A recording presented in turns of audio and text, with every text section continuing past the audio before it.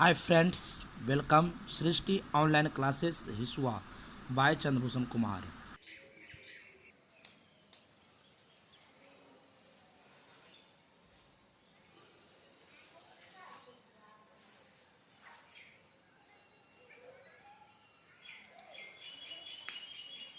हम लोग आज पढ़ेंगे क्षेत्रमिति।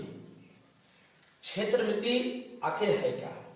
तो क्षेत्रमिति का अंग्रेजी शब्द है मेंसुरेशन, जिसका हिंदी अनुवाद है, इसका हिंदी में अनुवाद है क्या? क्षेत्रमिति। क्षेत्रमिति को अंग्रेजी में मेंसुरेशन और इसी का हिंदी अनुवाद है, मेंसुरेशन का हिंदी अनुवाद है क्षेत्रमिति। मेंसुरेशन को यूनान भाषा में मेंसुरेशियो से बना है, जिसका अर्थ होता है मापना। फिर समझेगा हम लोग पढ़ रहे हैं क्षेत्रमिति। आखिर क्षेत्रमिति है क्या? तो क्षेत्रमिति कहने के बाबू अर्थ होती है मापना। यूनानी भाषा में इसका अर्थ होती है मापना। जिस अर्थ से किसी समतल, ठोस आदि का क्षेत्रफल, परिमिति आदि की माप की जाती है, उसे ही हम लोग कहते हैं बाबू क्षेत्रफल कहते हैं।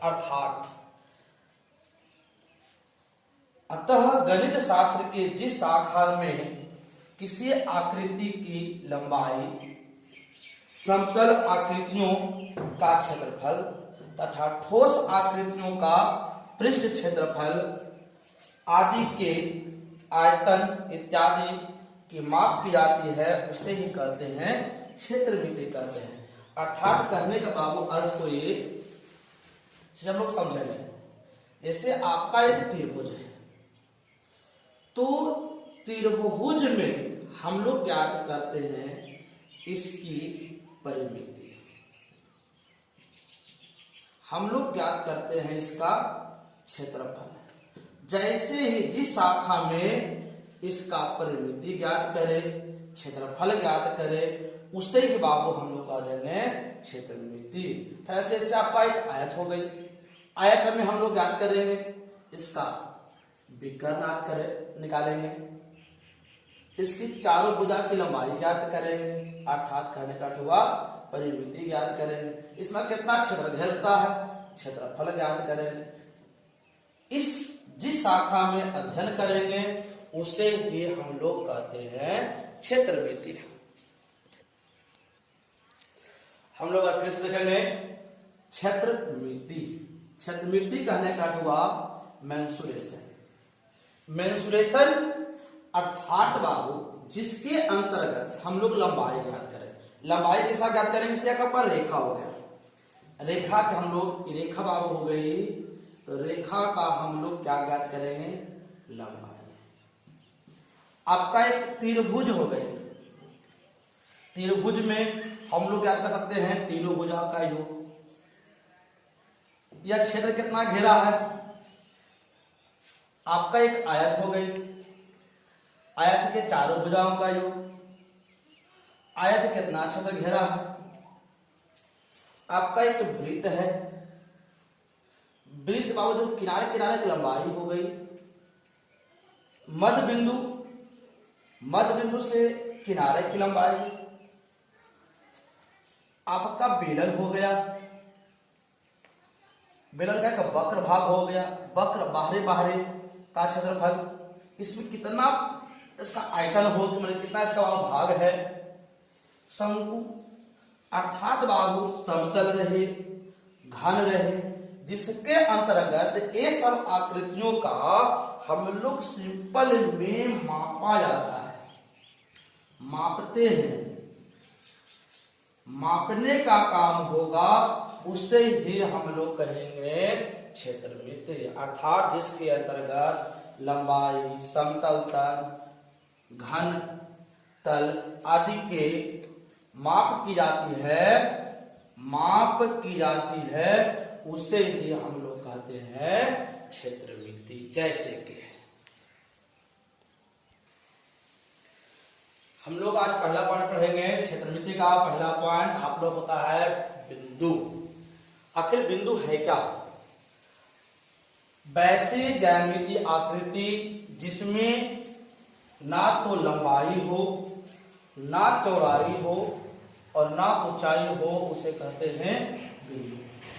जब हम लोग किसी समतल में बिंदु का आकलन करना शुरू करते हैं तो ऐसा कोई भाग नहीं होती है जिसमें लंबाई हो, ना चौड़ाई हो, ना ऊंचाई हो। अर्थात कहने का अर्थ हुआ यदि समतल तल में ऐसी भाग की कल्पना करते हैं जिसमें लंबाई, चौड़ाई, ऊंचाई ना हो, ऐसा कोई भाग का संभव नहीं हो पाती है। अर्थात यह जो है अपरिभाषित शब्द है। बिंदु का कोई परिभाषा अभी तक निर्धारित नहीं की गई है। अर्थात कहने का अर्थ हुआ जिसमें कुछ लंबाई हो,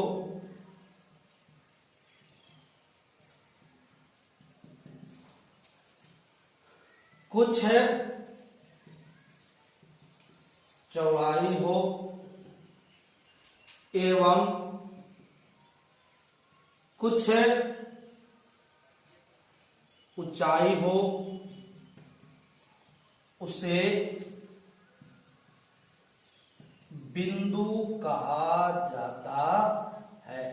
यह एक अपरिभाषित शब्द है, इस पर हम लोग अधिक विचार नहीं करेंगे। यह बिंदु बाबू नहीं हुआ।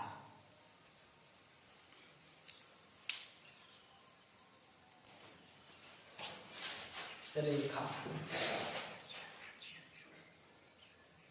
वैसे ज्यामितीय आकृति जिसमें केवल लंबाई हो,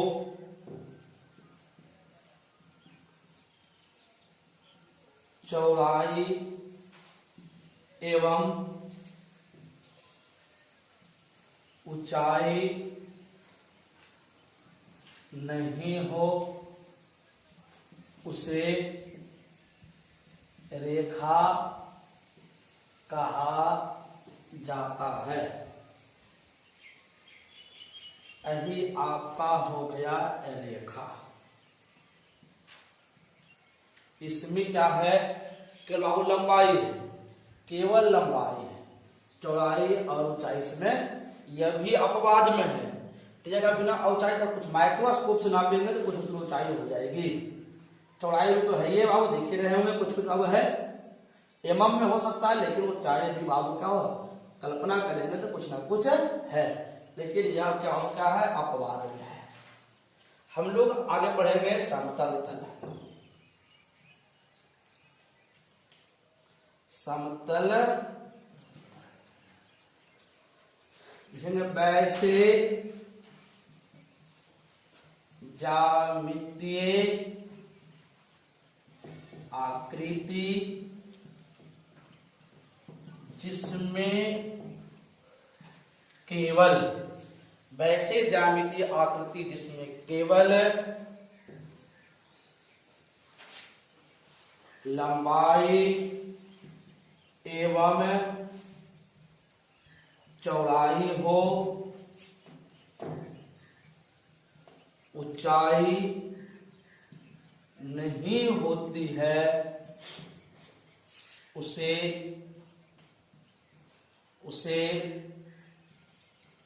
समतल तल कहा जाता है।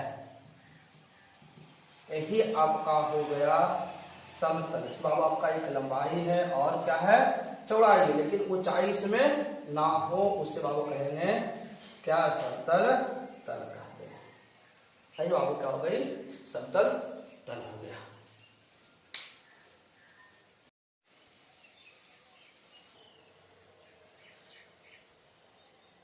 हम लोग आज पढ़ेंगे त्रिभुज। त्रिभुज से त्रि मीन्स बाबू क्या होती है, तीन। अब भुज मीन्स क्या होता है, भुजा, अर्थात कहने का अर्थ हुआ कि वैसे समतल आकृति जो तीन भुजाओं से घिरा हो, जो तीन भुजाओं से घिरी हो, उसी कहते हैं त्रिभुज। तीन भुजा मिस रेखा, और रेखा बा पूर्ण रूप में नहीं होता है, खंड के रूप में होती है। तीन रेखा खंड से घिरे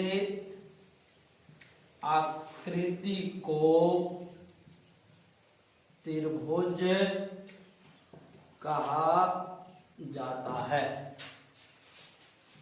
तो इसमें हम लोग देखेंगे त्रिभुज में कितने रेखाखंड है, तो 1 2 3 रेखाखंड कहने का अर्थ हुआ, इसको बोलते हैं भुजा। अर्थात बाबू कहने का अर्थ हुआ, ये देखिए आपको तीन बिंदु है, तीन बाबू का एक रेखा बिंदु है नहीं, अलग अलग बाबू अलग अलग पसीने के हर बूंद को मोती सा चमकाऊंगा, तेरे पसीने के हर बूंद को मोती सा चमकाऊंगा, माँ तू सपने बड़े देखना पूरे करके मैं।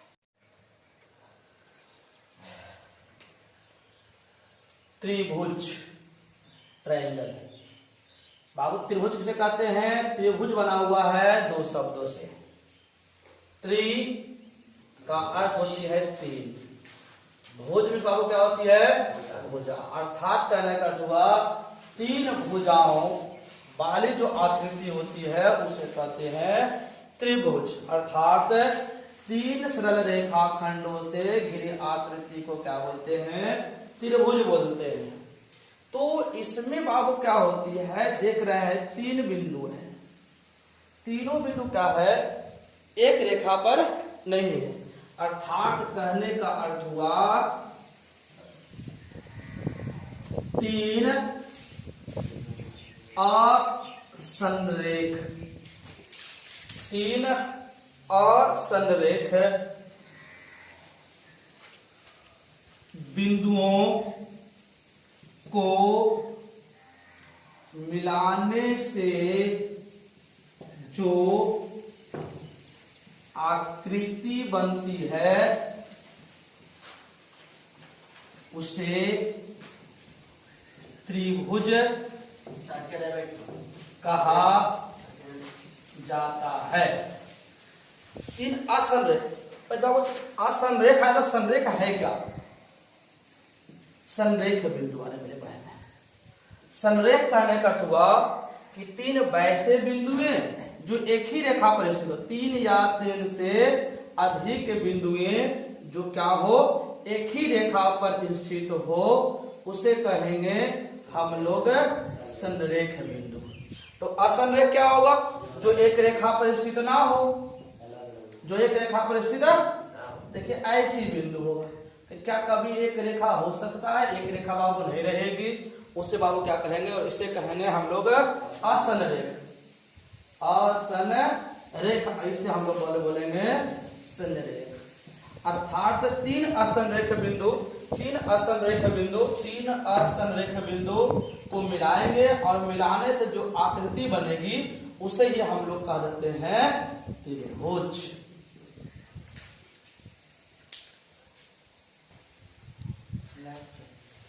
हम लोग यहां देख रहे हैं त्रिभुज।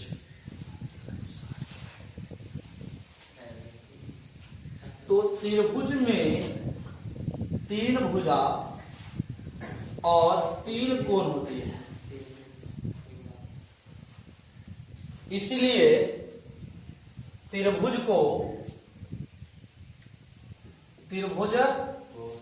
दो भाग बांटा गया है, एक भुजा के आधार पर भुजा के आधार पर त्रिभुज और कोण के आधार पर त्रिभुज। तो आपका त्रिभुज में 3 भुजा होती है, इसीलिए भुजा के आधार पर त्रिभुज का 3 भेद होता है। तो आपको क्या भुजा का त्रिभुज कितना होता है? 3 प्रकार होता है। तो कुछ त्रिभुज ऐसे हो सकते हैं जिसका कोई भी भुजा आपस में बराबर ना हो, सब भुजा क्या हो, अलग अलग माप की हो, तो उसे कहेंगे सब अलग अलग होता है विषम।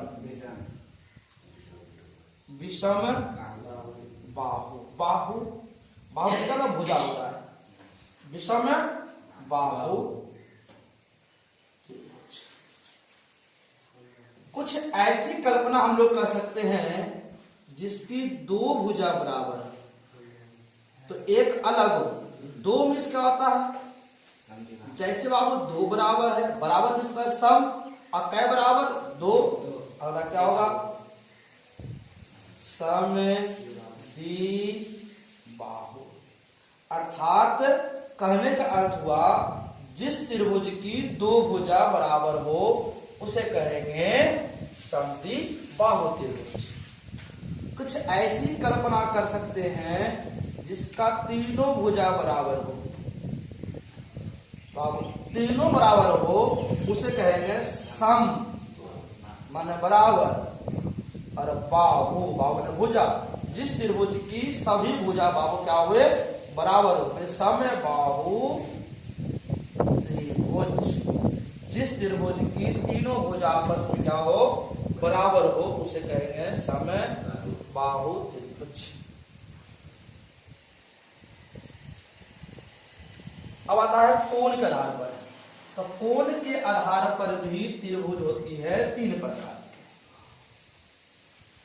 हम लोग ऐसे त्रिभुज कल्पना कर सकते हैं जिसका तीनों कोण 90 डिग्री से छोटा हो। छोटा हो माने कम हो, कम माने बाबू बता रहे न्यून कोण।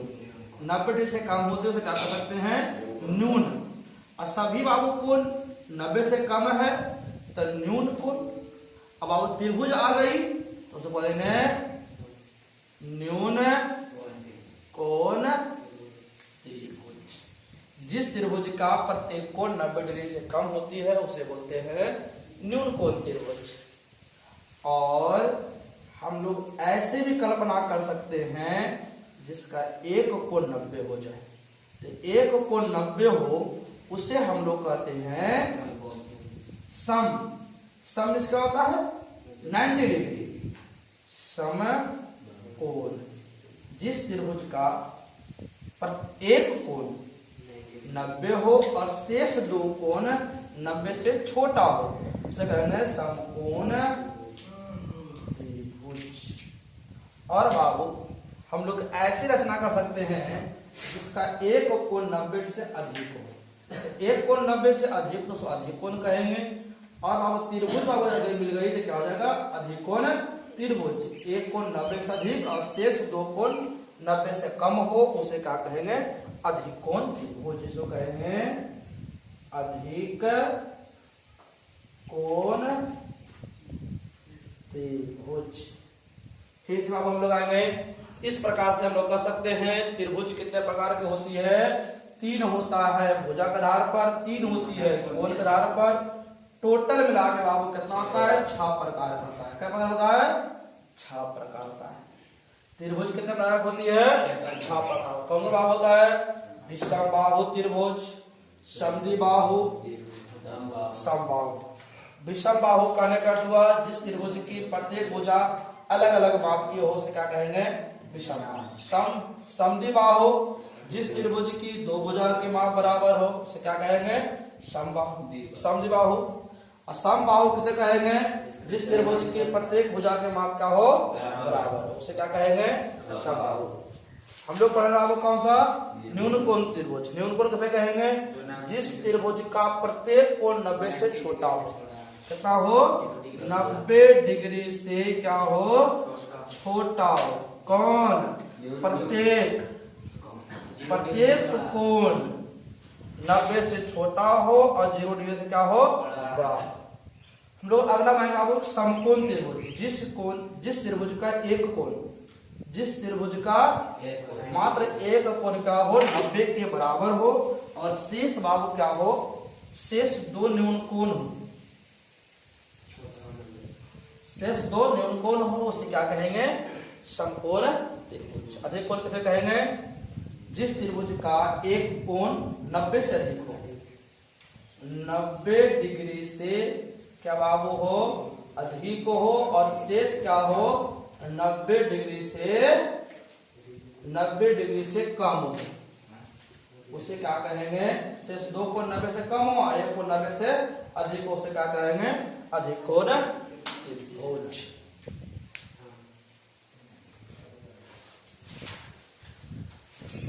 फर्स्ट क्वेश्चन आपका है त्रिभुज में कितने कोण होती है। तो पहले हम देखेंगे त्रिभुज को। यही आपका त्रिभुज हो गई, तो त्रिभुज में कितना कोण, तो एक कोण, दो कोण, और कितना हो गया, इसका उत्तर देंगे 3 कोण होता है। अगला क्वेश्चन, त्रिभुज में कितनी भुजा होती है। तो भुजा बाबू क्या होती है, दो शीर्ष बिंदु, ये आपका शीर्ष हो गई, दो शीर्ष बिंदु को जो रेखा मिलाता है उसी को बोलते हैं हम लोग क्या, भुजा। दो शीर्ष बिंदु मिला क्या हो गई, भुजा। दो शीर्ष बिंदु मिला वो क्या बन गई, तो क्या भुजा, 1 2 3 भुजा। तो बोलेंगे कितने भुजा, 3 भुजा। अगला क्वेश्चन, एक त्रिभुज में अधिक से अधिक, तो बाबू त्रिभुज बनती है 3 सरल रेखा से। ऐसा एक रेखा बनाए बाबू, बनाए यहां पर त्रिभुज, क्योंकि बाबू जब भी 3 रेखा खींचेंगे तो बनेगा क्या, त्रिभुज बना, सरहा से घिराई नहीं घिराई, तो बाबू यह नहीं हो सकता है। यदि इसको ऐसे मिलाते भी बन सकता था, तो अधिक से अधिक कहे या तो कम से कम कहे, तो क्या होगा, हर एक हाल में ऐसे में क्या होगा, एक ही समकोण होगा। कितना बाबू होगी, तो कहेगा एक त्रिभुज में अधिक से अधिक कितना समकोण होगा, तो आपका उत्तर बाबू हो जाएगी 1। कम से कम भी कहे तो आपका 1 का, अधिक से अधिक भी 1 समकोण, और कम से कम भी 1 समकोण। अगला क्वेश्चन, एक त्रिभुज में कम से कम कितने अधिक कोण होती है। बाबू ये भी आपका अधिक कोण बन रहा है। जब बाबू अधिक कोण फिर बनाते तो ऐसा बनता है, तो बाबू नहीं हो सकती है।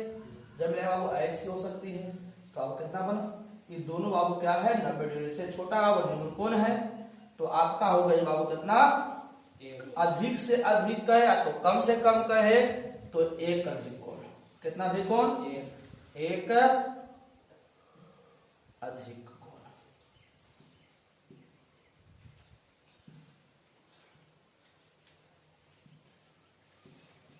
अगला क्वेश्चन,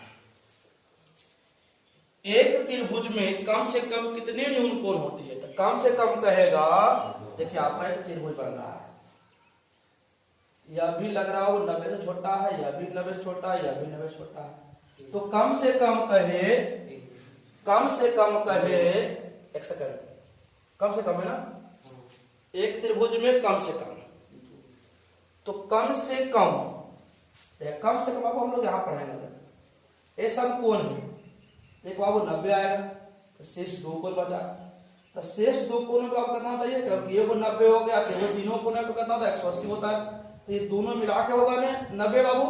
तो बाबू क्या कम से कम कितना हो सकती है 2। तो कहेगा कि एक त्रिभुज में कम से कम कितना न्यून कोण, तो कम से कम आपका हो जाएगा 2 न्यून कोण, और अधिक से अधिक आपका हो जाएगा 3 न्यून कोण। अगला क्वेश्चन, त्रिभुज के तीनों कोणों का योग कितना होता है, आपका 180 डिग्री। चलिए आप लोग लिखेंगे,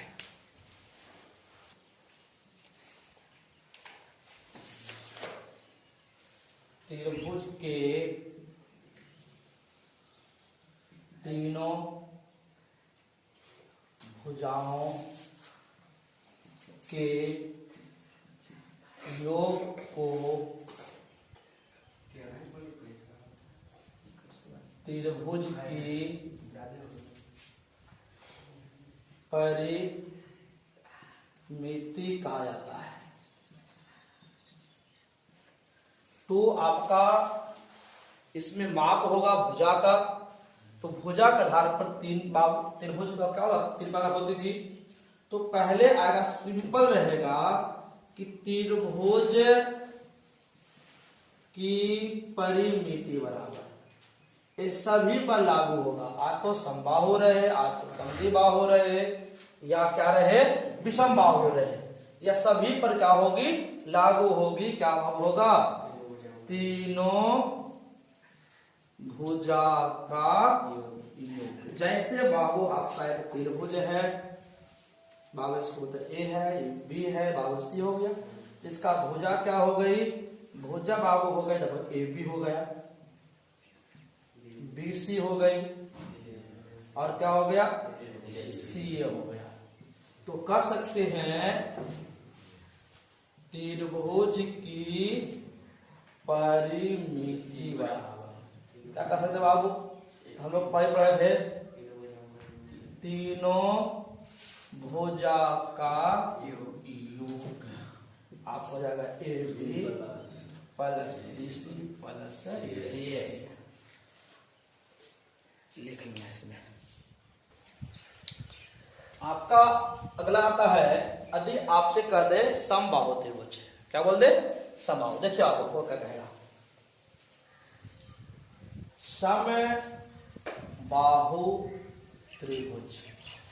तो समबाहु त्रिभुज कहता है, तो हम लोग समबाहु त्रिभुज पढ़ लिए कि जिस त्रिभुज की सभी भुजा बराबर हो, अर्थात वो सभी भुजा बराबर है। आपका ए हो गया, बी हो गया, सी, अर्थात कहने का अर्थ हुआ ए बी बराबर बी सी बराबर क्या हो सकता है आपका सी। इसको मान लीजिए बाबू के, ने तो बाबू हम लोग पढ़े हैं, कह देगा आपको समबाहु त्रिभुज की परिमिति बराबर, परिमिति क्या हो सकती है। तो सिंपल हम लोग पढ़े हैं कि त्रिभुज की परिमिति होती है तीनों भुजा का योग। तो तीनों भुजा का योग कहने के बाबू अर्थ हुआ कि A B plus B C plus C. लेकिन बाबू तीनों आपस में बराबर है, समबाहु कहने का तो बराबर बाबू हो गए। तो इसको बारे बोलते हैं, माने हैं के प्लस के प्लस के, कह के 1 2 3 के, 3 के मीन्स बाबू क्या, भुजा। लेकिन ये तान बाबू है, जो कह सकते बाबू क्या, 3 गुने क्या बाबू, भुजा। तो आपका बाबू हो सकती है समबाहु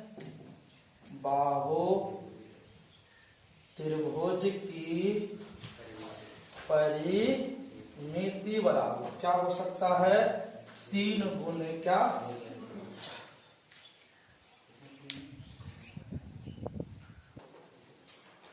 हम लोग अगला पॉइंट पढ़ेंगे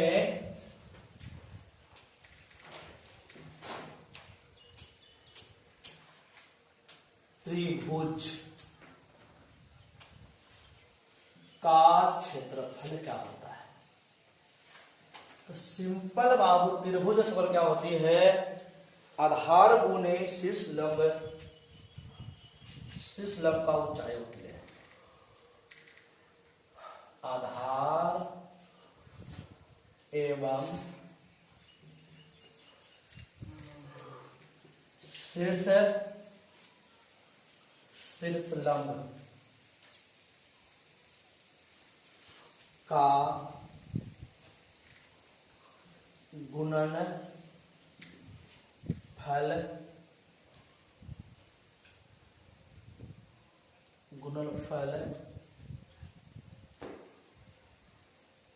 का आधा होती है। अर्थात त्रिभुज का क्षेत्रफल बराबर 1/2 गुने आधार गुने शीर्ष लंब। त्रिभुज का अवक्षय क्या होती है? आधार 1/2 गुने आधार गुने शीर्ष लंब। यही बाबू आपका एक त्रिभुज है। ये आपका बाबू हो गया क्या? ए बी सी आपका त्रिभुज हो गया। आधार क्या होता है? शीर्ष लंब क्या होती है ना बाबू? सब इसको भी आधार मान सकते हैं, इसे ही मान सकते हैं, इसे ही मान सकते हैं। शीर्ष बाबू कितना होता है? 3 होता है। तो किसी भी कोई भी एक शीर्ष है, माथा हो गया शीर्ष में, यहां से जब सामने वाला जो आधार है सामने खींचेंगे, यहाँ पर लंब खींचेंगे, ये आपका क्या हो गया? लंब। ये बाबू ये आपका हो गया शीर्ष लंब। क्या हो गया आपका? ये शीर्ष लंब हो गई। और जिस पर लंब खींचे, जिस पर खींचे हैं उसी को बोलते हैं क्या? आधार हो गया। तो आप कहने का अर्थ हुआ कि त्रिभुज का क्षेत्रफल क्या होती है? 1/2 गुने आधार गुने क्या होती है? शीर्ष लंब होता है। याद रखना। अर्थात कहने का परिभाषा पूछे कि आधार एवं शीर्ष लंब की ऊंचाई का क्या होती है? आधा होता है। क्या होती है? आधा। उसे आप क्या कहते हैं? हम लोग त्रिभुज का क्षेत्रफल। अब हम लोग बाबू आएंगे